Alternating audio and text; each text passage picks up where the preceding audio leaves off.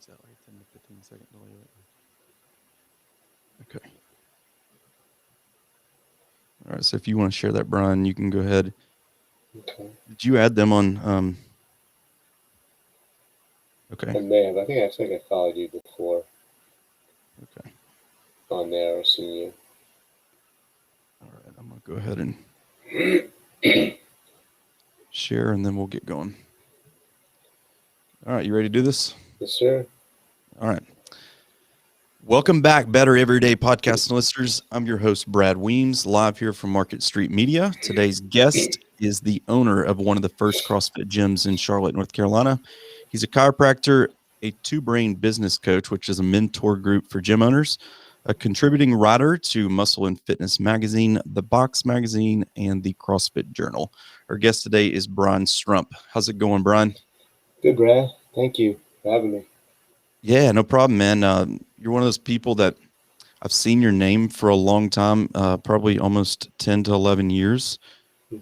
Didn't know you personally, but I'm like, what is this guy doing? And we'll get into why that is here a little bit later. But for now, for those people that don't know you, tell me a little bit about yourself, your family, where you grew up, anything that might bring some value. Well, I grew up in Nassau County on Long Island in New York with my brother and some step and half siblings. Parents got divorced when I was 4. Played mostly soccer and football through college. I dabbled in lacrosse for a couple of seasons, just to kind of stay in shape. But that was by far my worst sport that I tried to play on the team. Went to college on Long Island at University of Stony Brook. I originally wanted to be a homicide detective, right? Now, real quick, I've got to interrupt you. What makes a person want to do that? I don't know. And I still like reading the, nonfiction, like real life serial killer stuff, books, or watching those things. And my wife hates it and thinks it's crazy, but I just enjoy like the way like the mind. I think how I read like how like the mind of those people, or just in general, work. It's certainly like when you really lose it, And but you needed to become a police officer, and I wasn't willing to I didn't want to go that route. I just wanted to start hunting down serial killers, right? But that's not a thing that you could do. So, my whole life, for the chiropractic story, my mom's boyfriend of 30 plus years since I was a little kid was a chiropractor, so I was just always around it and getting adjusted and getting worked on, not really getting injured or sick very often. And then when I went away to school, I was either going to do physical therapy or chiropractic, and then I just decided to do chiropractic school, and I graduated from Logan Chiropractic College it's in a suburb of St. Louis. Graduated there in 2003. Met my wife at school in 99, 2000, somewhere in there. She's a chiropractor. She doesn't practice anymore. She owns her own company now, but we met there. Got married in 2005, 6. I should have researched that. Do I need to edit that out real quick? 2005, I'm pretty sure. Yeah, because that was our 15-year anniversary last year. I've got a 9-year-old daughter. She just turned 9 on February 2nd, Lila, who, if you see me on kind of Facebook, you'll know who she is. And then from 2003, when we graduated, until 2007, I practiced in Cleveland, Ohio. If you've never been, super underrated town. I loved it there. Well, we both loved it there. Really? Ohio always gets a bad rap. Yeah. Oh, yeah. When we told people we were moving to Ohio to work, everybody's like, "Man, why would you move there?" I was like, "Well, I got a job. I don't have any money, so I'm gonna go there." And we loved it. We lived downtown. We had great friends. We still are friends with many of them. awesome sport. It was right at the time that LeBron was starting in Cleveland, so there was like a buzz about him. The Indians had been good for a while, so they were good. The Browns were atrocious, but like the fans were phenomenal. So it's just a really cool sports city, and I grew up in New York, so like the best sports city there is, right? Arguably. So it was really nice to be able to see a place like that. And then coming from St. Louis, where you had the Blues and the Cardinals, was really neat. But in 2007, my wife's from Florida. She was tired of, 120, 140 inches of snow in the winter. Kind of get it. So we had the unique opportunity of looking anywhere on the map and picking out where we wanted to move to. The only thing that we agreed to is that we wouldn't move to New York or we wouldn't move to Florida, the two places that we each grew up. We looked all the way out west, New Mexico, California. We looked at Cox Place in Colorado, Austin, Texas, and we settled on Charlotte. And we just moved. We didn't know anybody, no business. We didn't have literally nothing, no jobs, nothing. We moved here in 2007, 2008, 2007 maybe. And yeah, now we live just over the border in Fort Mill, South Carolina, but it was hard to argue that we made a good decision in I agree. hindsight. Charlotte's just an awesome city. I Mm-hmm. really love it. Yeah, Um, it is. but a couple things. Are you a Dexter fan? Um, Are you trying to yeah, catch Dexter or no? no, no. No. So you could. I mean, a lot of my family tells me about it. Um, but I like the. No, So what are you watching then? most. I'm starting to catch up on Arrested Development seasons. My daughter and I watch Impractical Jokers all the time. And then I'll watch like I'll watch, some shows on Netflix or Sling or something. Another guilty pleasure of mine is American Pickers on History Channel, and those guys that just reminds me of something that like would be so fun to do. From when I was younger, we would go up to like my parents' farm and to go into all these things. I feel like that'd be cool, like finding stuff that's like 100 years old and digging it out and putting it together. Not that I would put anything together. I'm not good at that stuff, but just like finding it, I think would be pretty neat. Yeah, Yeah. And then every murder serial killer documentary that I could find. got you. So I was checking your Facebook before I got down here, and Lala just built a Lego set of a city that she wants to visit. Is that correct? Yeah, well, that was kind of our quarantine of COVID of 2020. I hadn't done a Lego set like in my entire life, and somebody bought us like they're all behind me right now. Um, Somebody bought us, maybe it was New York or something, and we did it, and it was fun. And then I was like, I could do a Lego set like this, like something that you could like is considered art. So we just kept buying them and buying them and buying them. So I think we've done 5 or 6, and my dad and stepmom just bought her for her birthday Paris. So we just put that together this past week. Cool. A lot Yeah, healthier than the margaritas that most people did during. yeah, yeah. So, all right. For the people that are tuning in for the last few minutes, they're like, "This says a fitness podcast," and they're talking about TV shows and Legos. Yeah. So let's dive in a little bit deeper about you. So how did you find CrossFit? I found CrossFit. I was working as a chiropractor in Charlotte, suburb of Charlotte, and another chiropractor that I knew, um, Mike, told me I was working out at the gym, and my office was in a gym, something like Gold's Gym in North Carolina, but called Peak Fitness. So my office was in there when we first moved, and he said, "Hey, I think you should try this thing called CrossFit. It's like in this warehouse, and it looks fun, and the owner and his son are patients of mine, and that happened to have been Andy and Spencer Hendel. Okay. So this was 2008. So I was like, oh, sure, what the hell? And I went in there. We did Filthy 50 my first day. Didn't Ooh. I didn't finish it. I did not finish it. I gave up, and then I probably came back the next day and the next day, like mostly other people that you hear. Yeah. So you didn't finish the workout. And you know, you're doing a push press that's an empty bar, you're doing jumping pull-ups. Um, Yeah, if that. I don't even. I mean, I was in like okay. I mean, I was in decent shape, above average shape for whatever I was back then. But 28 years old. But yeah, like I wasn't doing that in a right. gym Right. since college, and even then, Yeah. Um, yeah. So I so just how kind of, I just really enjoyed it. It was, I liked the the camaraderie of the group was more fun.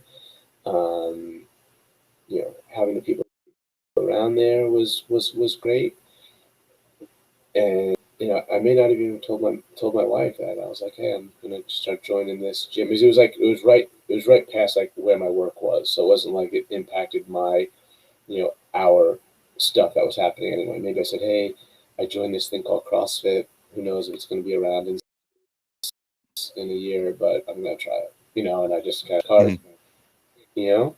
Um, and yeah, I was there for probably a year and a half or 2 years until we opened up ours. I closed up my doctor's office, and then I was about a 25 to 30 minute to my first office was, and then I opened up much closer to my home where I was there at the time, and then stopped and opened up ours.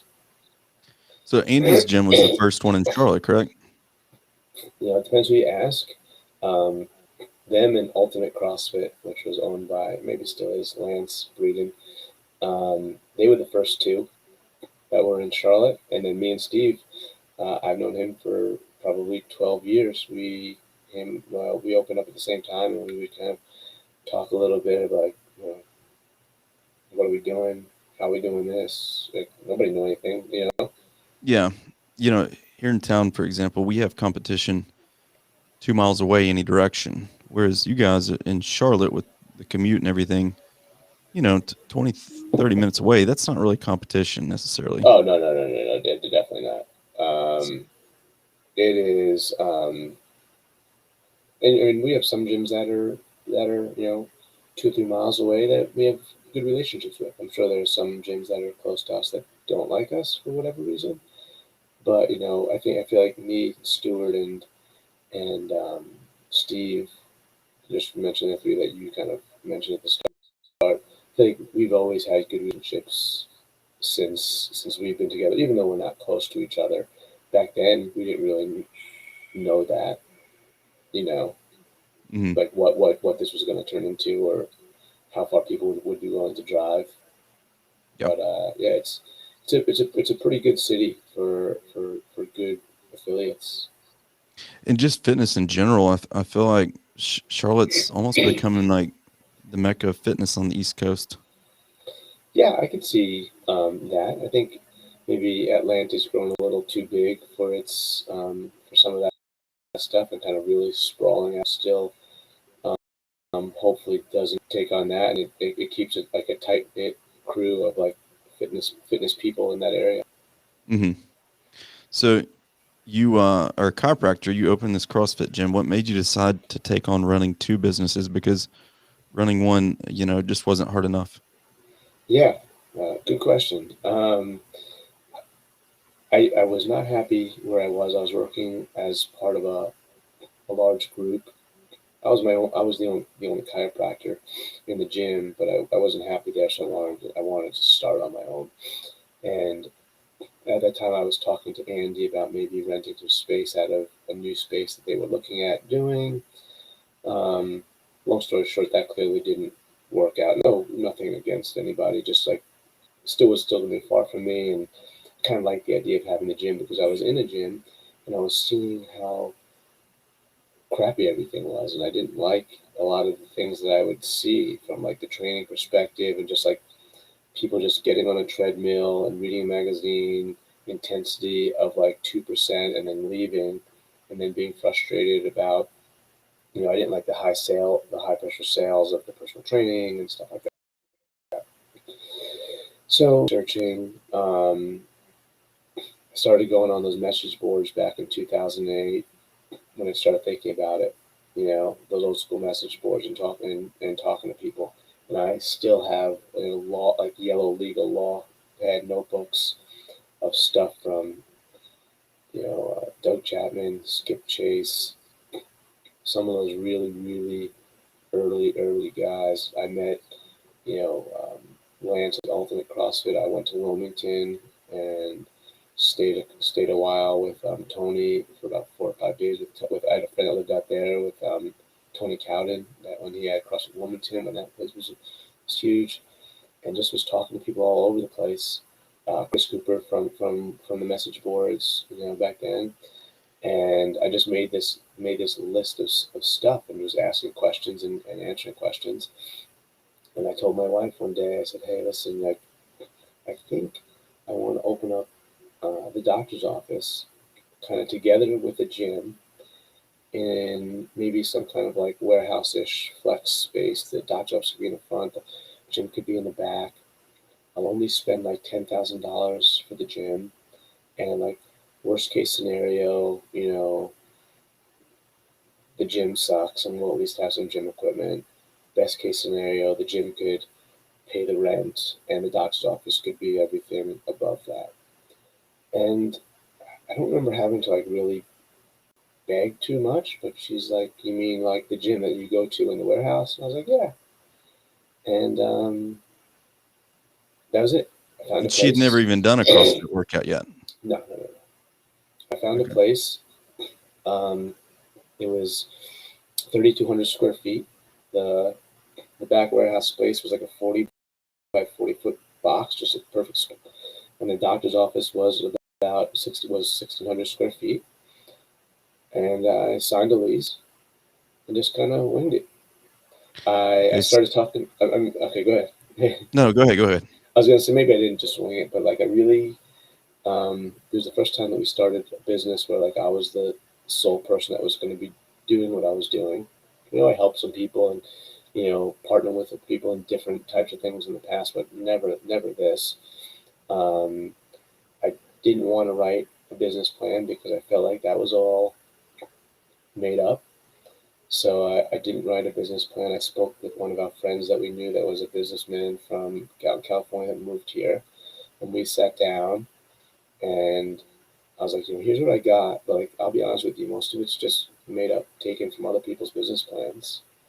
And I don't want to go to the bank because like I don't feel like running all these fake amortization checks. It's like, yeah, I was like, I don't know how much, so we kind of went through the money that I had saved up through my first 7 years of work. And I didn't go to the bank.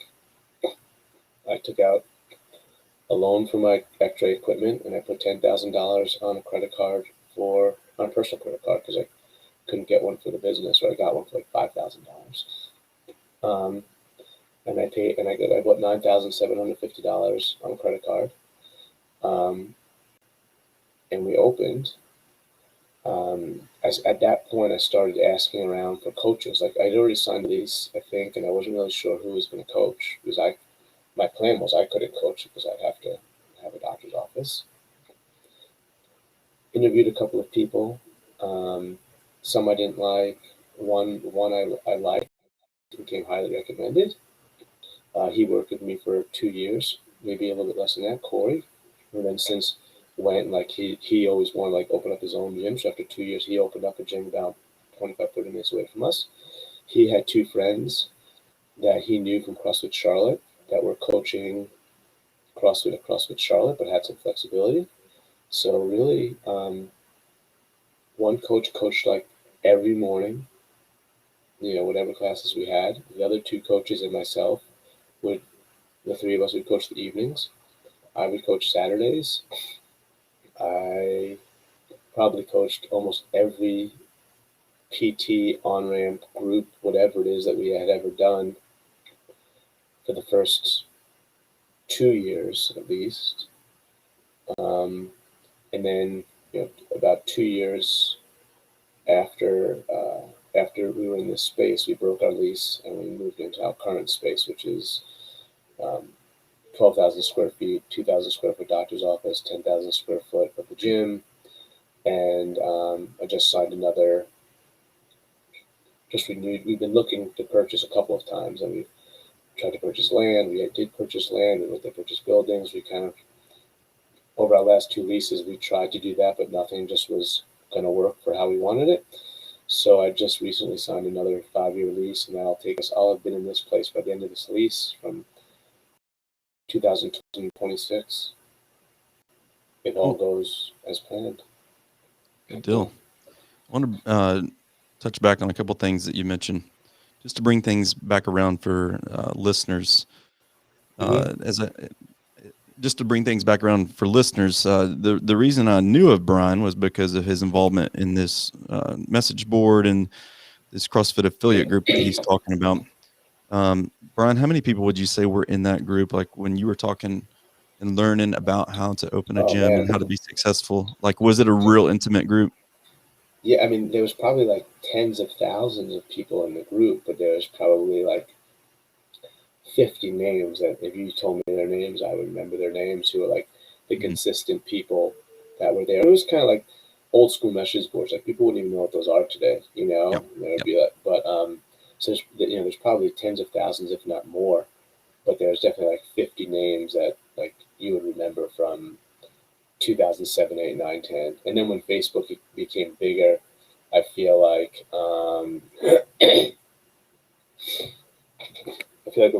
Facebook got bigger, that kind of slowly left. And I mean, I spent much more of my time in Facebook just for the ease of what it was than that message board.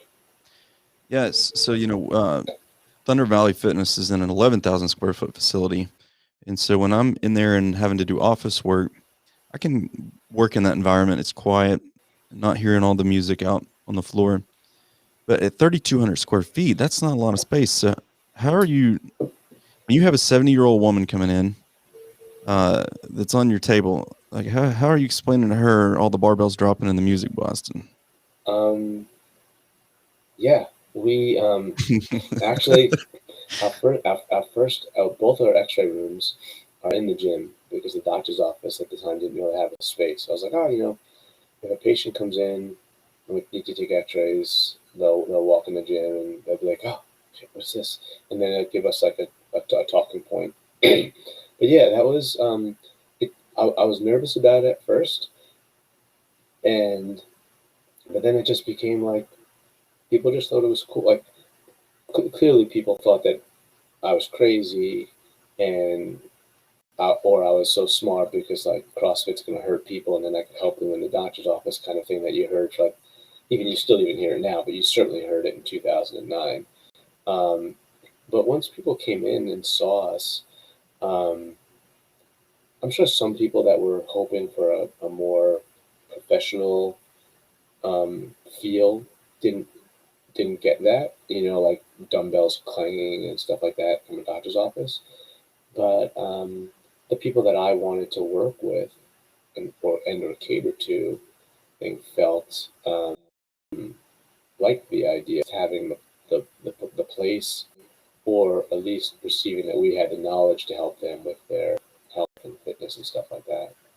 Yeah, when when CrossFit was at its peak, it was a badge of honor to rip your hands and put it on Instagram that you had bloody hands and be shirtless and sweat angels on the floor. That's okay. Back in 2010 to 2014, 2015 even. But like you said, with chiropractic, I would think there's a higher level of professional. Yeah. And so, who was your avatar client? It was I mean, we had, our first gym member, the guy that helped us was, I mean, he's 70 now because he was with us for 10 years, and maybe he was 60 when he started. And he was cool. He didn't care. I was like, most people didn't care. Like most times, whatever you make it out to be in your brain is much worse than what really it is. So I think the overwhelming majority of people were like, "Oh, this is a cool idea. I've never seen it before," or I like that this is convenient to me. At the very beginning, I was a little bit more concerned about. Now it's a little bit more separate. Like, they're still connected, but a little more separate. Where before, we didn't even have bathrooms in the gym; they were in the doctor's office. So people would be opening up the door without their shirt, with chocolates, using the bathroom, you know. And then the patient would be like going over their exercises in a little rehab area that they would have to have passed. Now I don't care, and I didn't care so much then. But again, like, I was like, oh my god, I wonder if this person is going to come back after this guy just like dove in here, like dive bombed onto the carpet, in a ball, saying he hopes he doesn't throw up, and then um, How's your, if you how's your pain if you on could picture it, level yeah, 1 to 10? Yeah. yeah. But you think you feel bad. How can this guy feels? He just got finished working out, and and yeah, it every part of it exceeded my expectations of whatever it was going to be from a business perspective, from a longevity perspective, and from like the people that I've met and places I've been because of it. It was like mind-boggling. Well, the one thing I've always said about the members at my gym is they're just good people to be around, and it's just a good environment. So I'm sure CrossFit Still Creek was the exact same way. Yeah, So 100%. people in the world we live in just want to be around other good people. So I'm sure that, your patients, whether they CrossFitted ever or not, probably could respect and see that these individuals are in there working hard and seem to be like good people. So Yeah, and over time, the overlap became greater and greater. They would hear it, they would see it, and they'd finally ask a question after, like, they trusted me after the first couple of visits, and they knew this wasn't just like, yeah, this was not what I was expecting. But eventually, they're like, okay, I'm feeling better. He seems to know what he's talking about. I wonder what that gym is like. if I had a pie chart of chiropractic to CrossFit or CrossFit to chiropractic patients, what would that look like? It would be much. I mean, for us, it's much greater from from CrossFit to Yeah. chiropractic because that's where we spend most of our time and work in growing. So that tends to be the way. But it was even that way, maybe not in volume of number, but in ease to transition somebody from one way to the other. Much easier to get somebody that came looking for a gym to say, hey, maybe this chiropractic thing could help, versus somebody coming to look for a chiropractor saying, like, wow, that's not the gym that I was expecting to see. This isn't for me because X, Y, and Z. I'm too old. I don't have this or whatever. I'm not in shape. So what's crazy is the first affiliate that opened here in town was a guy that went to Logan. He met his wife there. She's a chiropractor as well. He opened a CrossFit gym, and so same story as you. Uh, real good guy. A What's the name good of it? Collart Chiropractic, Ryan Collart. So he opened CrossFit Stacked in 2012, Okay. but managing the two got to be a little too much. And I guess he had two separate locations, unlike Yeah, yourself. no, yeah. That's. So I've worked with a bunch of other chiropractors that have tried to do the same or have done the same. Uh, I don't imagine how you could do it. At least, I mean, you could do it in two separate locations, but there's no doubt just walking through one door, not having to get to your car, is considerably easier. question for you: are you a Gary Vee fan? I am now. I wasn't when I first heard him. I thought it was Why just is like that? I'm not really like I'm pretty like even keel. Whether I'm winning $1,000,000 or losing $1,000,000, like, you're not really going to be able to tell if I'm winning or losing a sports game. I'm usually like, my mom would always joke like, Brian, did you find that funny? Are you excited? I don't know why. Like, it was always like that. So I don't really love like the hype people, Hmm. And I felt like that was him when I first started listening to him years ago. But then since he's kind of grown on me, and yes, he is one of like the 8 or 9 people in my podcast library. I still don't like when he's just like all hype, but I do find like I do take more and more valuable things away from him Yeah, now. if he talked in a monotone voice, then you can still appreciate the content and stuff he's putting out. Yeah. So I get what you're saying. The reason I was asking is because you open this chiropractic office and a gym, and you're spending so much time helping these affiliate owners. And like I said, somebody would put something up, and you always have some way to help them or input to make them better. So how are you finding time, and why did you decide to invest so much time in helping these other gym owners? Um, you know, I felt like in the early years when I first started, 2008, 9, 10, I got a lot of help, and I enjoyed meeting the people and the help that they were giving without like any expectation of anything. Like I was just traveling around and you know staying in a hotel and just coming to watch their gym, right? And so I really enjoyed that, and I felt like in turn, just from things I've been around, books I read, people that I know that have been successful in other avenues of like owning their own businesses. I felt like I had something to like I had a unique perspective. So then that's just kind of how and that's just kind of why I kept doing it. And then I just was enjoying it. And I kind of enjoyed the banter, or the arguing is not the right word, but just kind of like the differing of opinions. Like arguing on the internet in 2012 to 2018 was considerably different than what it's become now, Hmm. right? So it's not nearly as entertaining now as it was then, when like you could have a different opinion on your business and we could still be friends. Yeah, and someone would, be a little bit better because of it. Yeah, and I feel like there's definitely many different ways to be successful at any of these businesses. So if somebody asked, or I would answer a question with my perspective, and if somebody liked it or found it helpful, fantastic. If they didn't, fantastic. And then even when I ask this other questions too, like in the groups that I'll ask questions to, or people that I look up to for help, I feel like it gets repaid handsomely to like you know to So, me. question for you. So, did you feel like you were qualified to help other gym owners because of the mistakes you made, or because of how good of a business you were running? Oh no, yeah. I mean, I felt like at this point now, like we've been open for 11 years.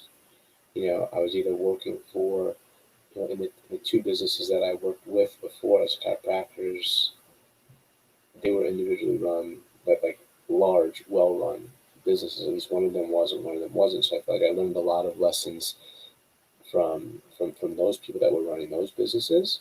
I mean, I made a ton of mistakes. So I feel like the mistakes, but also maybe even more so the experiences that we've been through, Hmm. from everything from staff to billing to not billing to people having breaking their arm, to an employee not showing up, to all of those things. I feel like just the experience that now that I have through the past 12 years will will continue to become valuable to I hope somebody. Yep. So, CrossFit Still Creek, you did a rebrand and is now Live Active Charlotte. We did the same thing at Thunder Valley. We were Thunder Valley CrossFit, and we're now Thunder Valley Fitness because we created our own form of Evo Fit, like Steve's got. Okay. Yeah. So why did you rebrand to Live Active Charlotte? I think we started talking about doing this in 2017. We're looking to purchase a building or to build. So my idea was like the building would be called Live Active Charlotte, and we would offer CrossFit and chiropractic and physical therapy, personal training, and nutrition and whatnot. Long story short, we ended up not, after we closed on that land, we ended up not building on it. Um, so we just kept the idea of moving towards that. And it was really because I just felt like I loved CrossFit. And while we personally didn't see as we were growing and it was good, I liked the idea of having maybe like an umbrella name that you could still say if people ask you, like we're still an affiliate, and people ask us if we do, CrossFit is our group class option, personal training is our is another option. Nutrition is another option. Chiropractic is another option. Massage is another thing. So I felt like just before the businesses was called Premier Health and Rehab Solutions and CrossFit Steel Creek. So it was just so Premier Health and Rehab Solutions was the doctor's office, the massage therapy and whatnot. CrossFit Steel Creek was the gym. So just found it a little bit confusing for us to like meet people and talk to people. Instead, now I can just say, hey, listen, this is what our business is. This this is what we offer. Instead of, oh, well, yeah, we got two businesses under one roof. The doctor's office is Premier Health and Rehab Solutions. We do this. Yeah. So eventually, if we ever move into another place, that would be what I would kind of do. The doctor, like the entire facility would be called, or our unit would be called the back of Charlotte, and then we'd have CrossFit, chiropractic, massage, nutrition, personal training, those things inside, similar to what, I mean, on a smaller scale of what Steve kind of Mm-hmm. did. Yeah. Yep. Yep. So do you still have your CrossFit affiliation? Are you still CrossFit Steel Creek? Yes. Okay. Yeah. Yep. So do you feel like those 8 letters on the front of the building were scaring people away? No, I feel like if when we started a conversation, like the when it started, when I started thinking about it, is we would go to different businesses for like health fairs or something, right? We'd bring the Out in Body 270 and we'd be talking to people, and I'd see this obese guy walk up to me and tell me he had diabetes and tell me his foot's going to get chopped off and tell me he's on all heart medic, and tell me all this sad story. And I would say, well, listen, I think that we could help you. Here's why. They'd be like, oh, CrossFit? No. Like, I'm not in shape. I was like, oh, okay. And then like I could still finish the conversation and potentially get this person to join or sit down with me, but it felt like I was starting the conversation 5 steps. I had a pretty good relationship with this person. He would see CrossFit and I'd be like, oh man, now I have to all this ground to make up to get back here to then get him to feel comfortable and trust me. So that's really why we did it. I feel like us reaching out and us marketing, whether it's to a school or a sports team or something like that, it makes the conversation easier. I won't say that we've grown any more than I would have anticipated, just than our usual annual Mm-hmm. increases by changing that. And the truth is, most people you'll still see stuff that says CrossFit Steel Creek around it. Most people still buy our gear that says CrossFit Steel Creek because the majority of people who've been here for almost 12 years, the majority of people are still going to be like, oh yeah, that's CrossFit Steel Creek. Mm-hmm. Yeah. Yes. Sometimes telling people you have a CrossFit gym is like going on a first date and telling them you're $500,000 in debt. They're like, Yeah. ugh, about all that. But yeah, it's tough. They always feel like they have to get in shape before they do it, which, we have multiple avenues of fitness now within the facility. So we are using our Evo Fit Top Esque program as an on ramp or on board. So Yeah. that's helped a lot. But let's talk about 2020. What did 2020 look like for you? Well, started off pretty great. January, February, March, we just assumed nothing was going to happen.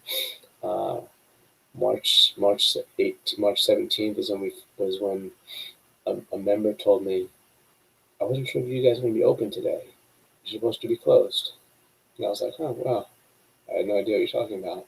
So March 17th was our last day. March 18th, I had no idea. Like the government just kind Is of that made the the Wednesday or decision. Thursday? Wednesday Okay. was the 17th. That Thursday was our first day closed. And by that Monday, we were running Zoom. We went straight to Zoom classes. We kept our PT that wanted to do PT via Zoom. I also let some of our staff that was doing a high volume of PT the option to do it at home, so that those people take home a skier, the rower, barbells, bumper plates, whatever. And if a member wanted to go to their house to pay for PT, they could do that. We had some coaches that were like, "Hey, if I'm comfortable, can I go to do it in their driveway or their bay?" I was like, whatever. We got to pay the bill somehow, you know. And they did it. I mean, they did a great job. You know, key people stepped up. I mean, everybody stepped up. Some people more than others in terms of what their duties were. But we kind of broke down our gym into segments, and each coach was texting and checking in with people. Um, the first time in May when we were supposed to open up, we were all prepped and ready, and they said that they were going to increase it. 2 days later, we rented a 1,600 square foot wedding tent for behind our gym. And we had that thing plopped down so we could, you know, keep the sun and the rain. That was the idea, at least, the sun and the rain off of us. And we just started running classes outside. So we were running our regular group classes outside. We weren't supposed to be, but we kind of had enough. And then end of June is when we opened up inside. That second time that it was supposed to be able to. And I think, you know, most of the gyms, I mean, some gyms didn't close at all, but most of the gyms that I was talking with reopened right on that time, like July 4th weekend or before. That was the second time the gyms were supposed to be able to be open. Um, and then since then, you know, now we cap our classes at 15. We have registration before. We updated our cleaning protocols. Um, we made some changes that we probably normally wouldn't have done as peacefully since then, and now it's back. We're probably better. Our staff is better, tighter. I'm a better leader. I think our members have a better appreciation for what else our facility offers them besides just access to a gym, and we're ready to roll. We're just kind of going. You kind of just answered what I was going to ask. What'd you learn from 2020, and how'd you get better? Yeah, yeah. I was never. I don't really like to be the vocal leader, more like a lead by example type of person in sport and everything. This kind of forced me to get out of my comfort zone a little bit more. You know, get in front of the gym, making videos, updating people, as opposed to just writing like a 1,200 word email of every update. You know, um, so that was good and kind of got me more comfortable with doing things like that, and then just being more confident and just in my decisions. I got a lot of hate mail of I wanted being, you know, silly and whatever. Like I'm sure a lot of business owners did during that time, but I really did get a lot of unexpected praise, not just members, but like business leaders and stuff like that that were within our membership that were like, you know, you're doing a good job. I can't imagine having to do what you're doing and keep doing that. So I was like, okay, like I could deal with the people in my ear every once in a while. If I could get an email like this, it was like, okay, I'm doing The whole scenario of, you know. yeah, 5% of the population causes 95% of the problem. Yeah. Yeah.